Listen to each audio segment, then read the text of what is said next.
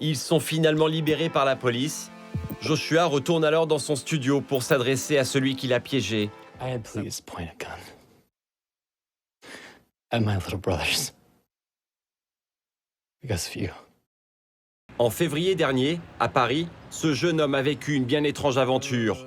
C'est un joueur de jeux vidéo professionnel. Ce soir-là, il participe à une session en ligne, tout en se filmant avec sa webcam. Non, touchez par contre. Pendant sa partie, il communique avec les autres joueurs. Toi du chapiteau là, tu sais. Ah, il s'est mis carrément sur le toit. Sur le toit. Soudain, la réalité fait irruption dans le jeu. Ben là, il est repassé à l'intérieur. La porte de son domicile vient d'être enfoncée. Des hommes débarquent chez lui. Bouge pas, tu bouges pas, tout le monde What the fuck? Les mains. What the fuck, attends, j'ai la police chez moi. Ce sont bien des policiers. Ils interviennent sans ménagement. Mets-toi à genoux, L'homme est menotté. Merci pour. On peut savoir pourquoi on se fait arrêter. En bruit de fond, sa femme en pleurs. La webcam continue de filmer. En fait, les policiers ont reçu un appel téléphonique leur disant que cet homme venait de tuer sa femme. Il n'a évidemment rien fait. Il s'agit d'une très mauvaise blague. On va pas appeler la police, monsieur, c'est un canular. C'est un canular, monsieur. Faut trouver le mec qui a passé l'appel, c'est un putain de canular. Est-ce que je peux au moins couper le truc? Parce que là, les gens, ils nous voient, là, en fait. Là. Ce qu'il a subi, ça s'appelle un swatting, du nom du SWAT, les unités d'élite de la police américaine. L'équivalent du RAID ou du GIGN. Ce phénomène récent est né outre-Atlantique, dans le milieu des joueurs de jeux vidéo.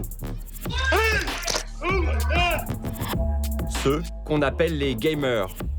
Le principe du canular, envoyer la police chez quelqu'un en prétextant un scénario catastrophe. Et le swatting vient donc de débarquer en France. Nous sommes en banlieue parisienne. Aymeric est le premier gamer français victime du swatting. C'était le soir de Noël dernier, près de Paris. Les policiers sont arrivés avec les pompiers pour une alerte au gaz. Là, ils ont quand même déplacé la grande échelle, ce qui n'est pas rien, quoi.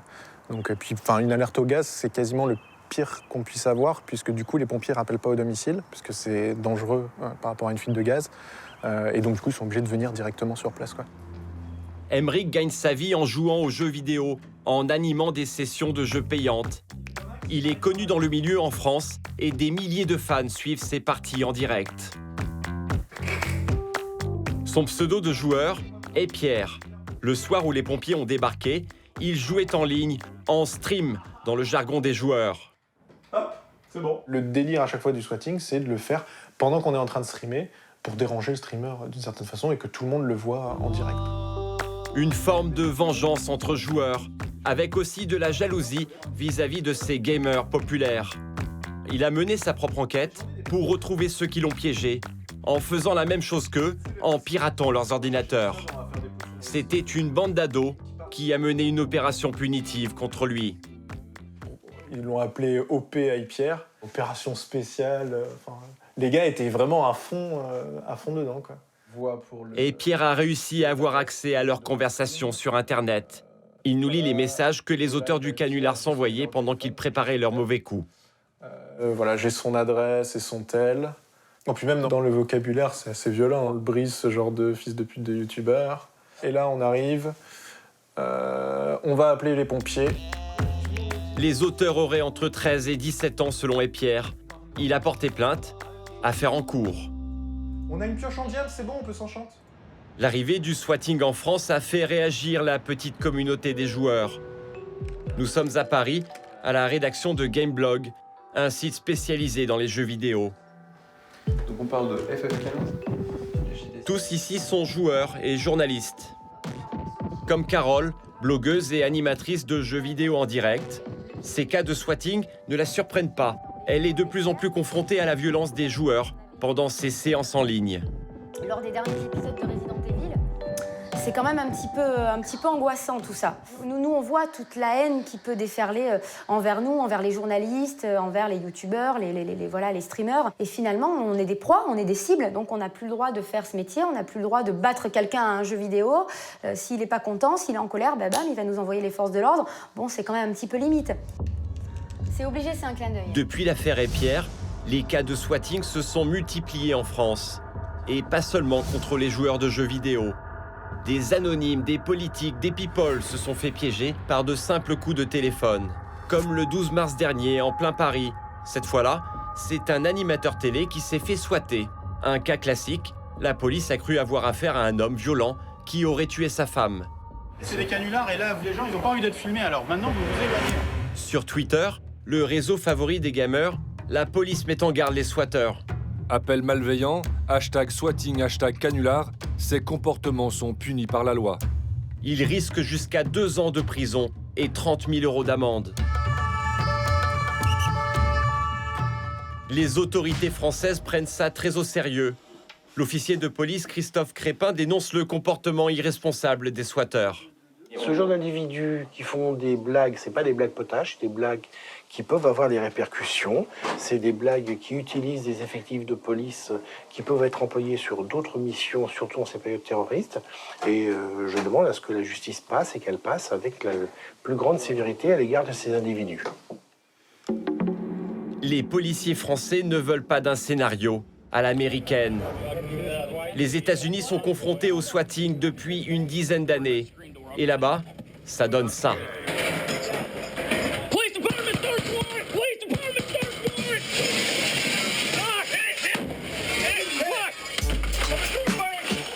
Il y a 400 interventions pour rien chaque année. Des interventions toujours très musclées.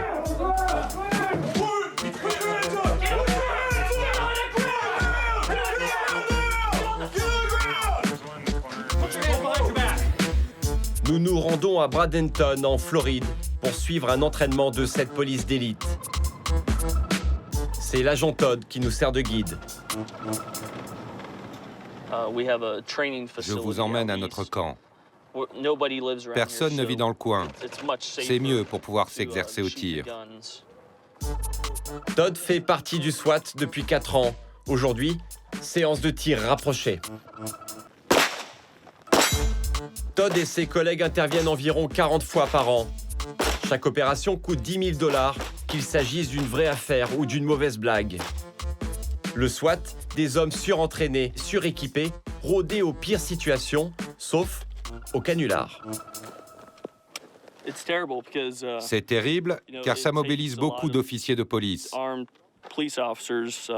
On nous appelle pour des interventions lourdes, souvent pour des personnes armées. Alors, on s'attend toujours au pire. Et puis finalement, arrivé sur place, on se rend compte que ce n'est rien. On met en œuvre beaucoup de moyens pour ça. Et moi, ça ne me plaît pas du tout. Leurs interventions sont toujours violentes. Pour eux, chaque cas est réel. Nous nous rendons au nord du pays, dans une petite ville du Minnesota. C'est là qu'en pleine nuit, Joshua et sa famille ont eu la peur de leur vie en voyant débarquer le SWAT en février dernier. Joshua est un gamer lui aussi. Voici mon studio. En vrai pro, il a aménagé cette pièce au sous-sol de la maison de ses parents pour ses parties de jeux en ligne.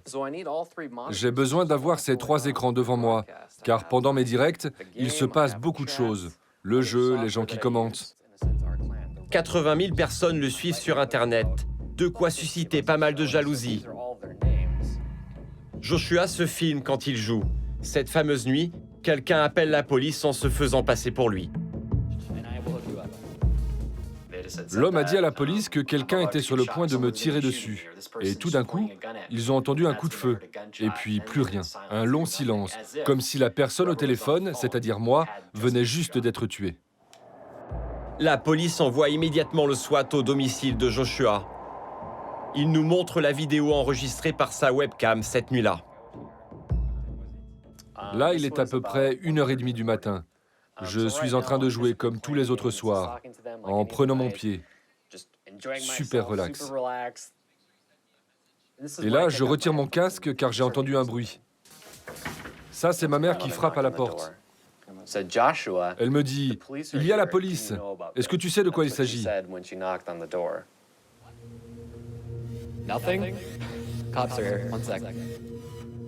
Il quitte brusquement la partie et rejoint ses parents à l'étage.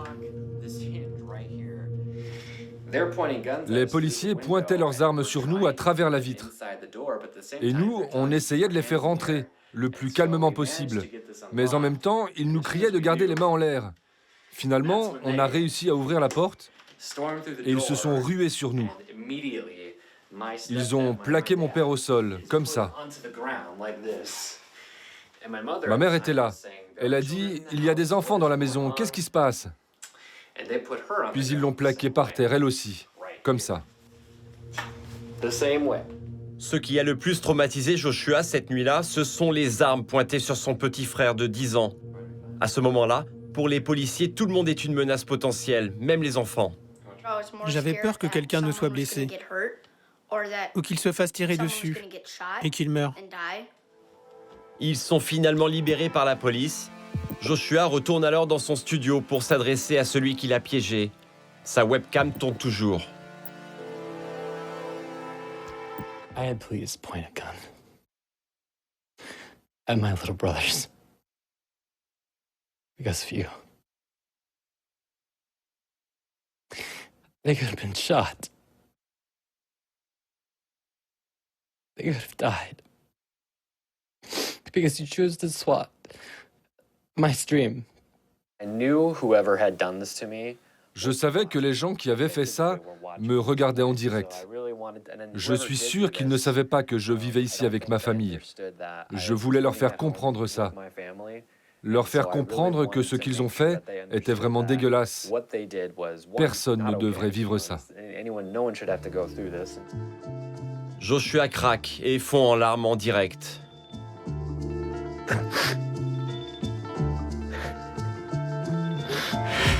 Retour à Bradenton, en Floride, une toute petite ville mais qui a déjà subi plusieurs swattings. Nous avons rendez-vous au commissariat du coin. Je vous emmène dans le bureau qui centralise tous les appels d'urgence de la région et qui mobilise ensuite les patrouilles sur le terrain. Les vrais appels d'urgence comme les canulars. Comment faire la différence? C'est pratiquement impossible. Aujourd'hui, c'est l'agent Frank qui est de garde. À lui de faire la part des choses, comme avec cet appel. Que se passe-t-il? Au bout de la ligne, un enfant paniqué apparemment. Est-ce que quelqu'un est blessé? Personne n'est blessé? Ok. Est-ce que quelqu'un est armé? Est-ce qu'il y a des armes dans la maison? Il a essayé de vous poignarder? Où est le couteau maintenant? Allô? Ah, le père vient d'arracher le téléphone des mains de l'enfant. De quoi s'agit-il? C'est un problème de violence domestique. Un père de famille a tenté de poignarder son fils et le père a raccroché de force. On vient d'envoyer une patrouille pour vérifier ce qui se passe. L'agent Frank reste très calme, c'est son job. Cette fois-là, il ne s'agit pas d'un faux appel. Mais il n'a envoyé qu'une simple patrouille, une question d'appréciation et d'expérience. Les auteurs de canulars le savent bien. Alors, ils échafaudent de vrais scénarios pour être certains que le SWAT va être mobilisé. C'était la spécialité de Matthew Wegman, un adolescent auteur de 200 swattings en l'espace de 5 ans. Nous nous sommes procuré l'enregistrement d'un de ses appels à la police. Ce jour-là, il se fait passer pour un preneur d'otages. I've got 2 people here held hostage, all right? Okay. Now, you know what happens to people that are held hostage. Il va même jusqu'à mimer la présence de ses supposées victimes. Hold on 1 second. Shut up. And I swear to God, I will kill these people. If any cops come in this house with any guns, I will fucking shoot them. I will kill them. Do you understand me? Matthew Wegman est l'un des rares swatteurs à avoir été arrêté. Il purge une peine de 11 ans de prison. Dans la plupart des cas, les auteurs des canulars, des génies de l'informatique, arrivent à masquer toutes leurs traces. Les États-Unis, comme la France, restent sous la menace de ces swatteurs qui ne semblent pas mesurer la portée de leurs actes.